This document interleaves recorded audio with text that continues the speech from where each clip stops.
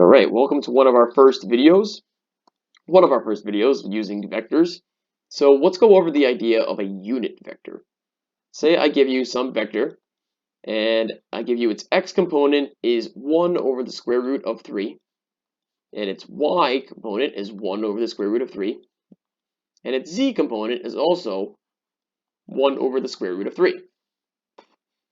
And I want you to find for me the magnitude of vector u, or the length of vector u. So go ahead. The way we find the magnitude of vector u, well, first off, we denote it with double bars. And the way we find the magnitude of any vector is we take the square root of the x component squared plus the y component squared. These are square roots, sorry. Squared plus 1 over the square root of 3 squared. All I'm doing is just summing the x, y, and z components, but they're squaring them. I'm using just the Pythagorean theorem. So this becomes 1 over 3 plus 1 over 3 plus 1 over 3. All I did was just square.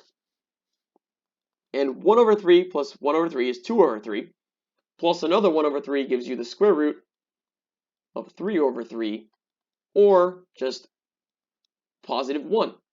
So I see here that the magnitude of vector u must be 1. We give vectors with this quantity, or this quality, characteristic actually. We call these vectors unit vectors.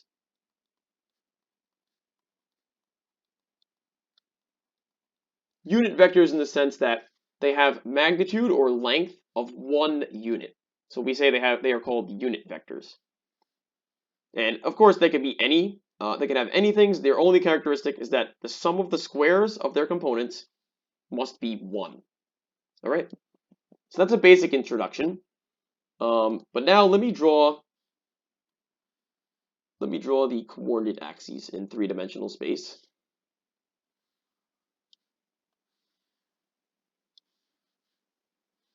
And if you're not that acquainted with 3-dimensional coordinates yet, I promise you it's not too difficult. You'll get used to them very fast.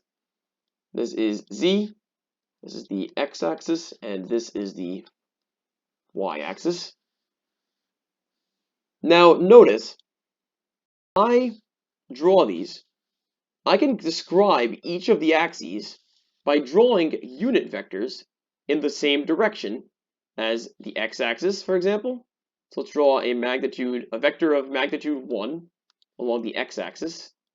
We'll call this I. Oh, I hat. And the hat just denotes that it has magnitude or length of 1. And I'm going to draw a similar vector going along the y-axis. Going along the y-axis. Let me just get this to run parallel. Perfect. That should be good there. And we call this vector j hat.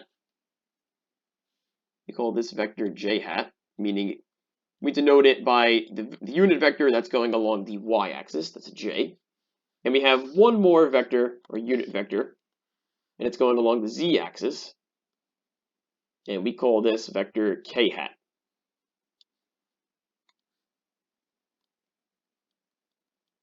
K hat, right?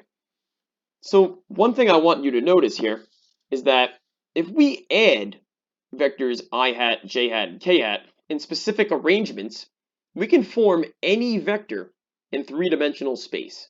In linear algebra, we call this a basis for R3, but we'll get to that in a later video.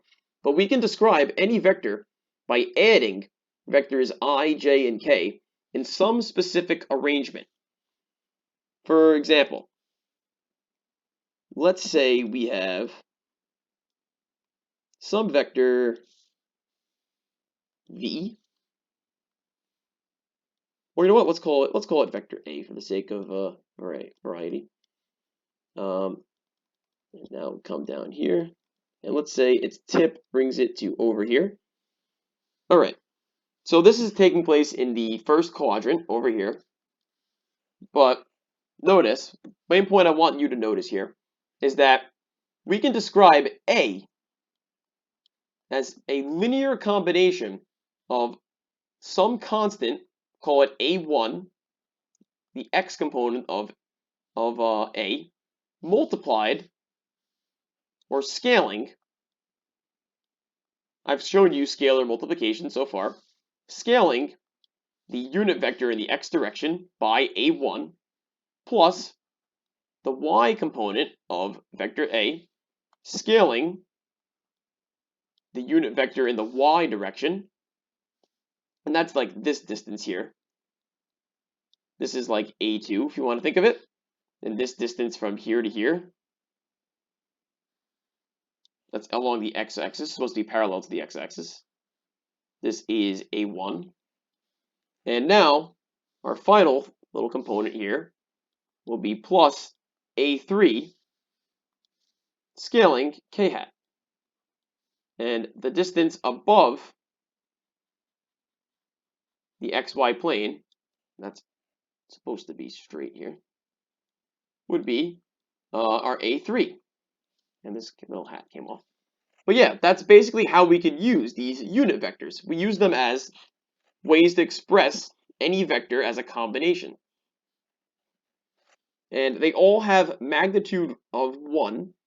So by scaling this, I get 3 vectors, A1, A2, and A3, adding up to give vector A.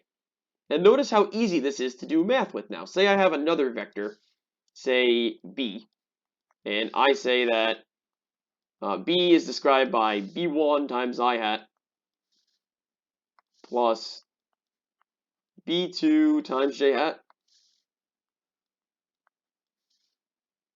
plus B3 times K hat. And when I add them, all I have to do now is just A1 plus B1 times A hat plus A2 times B hat J hat plus A3 times B3 K hat. It makes it so much easier just to do arithmetic with. We call describing vectors like this a linear combination because we're scaling up vectors by some scalar and then we're adding them up. So we're going to see this type of notation called the linear combination very, very, very frequently in not only this playlist for multivariable calculus, but also linear algebra. So I'll see you guys in the next video.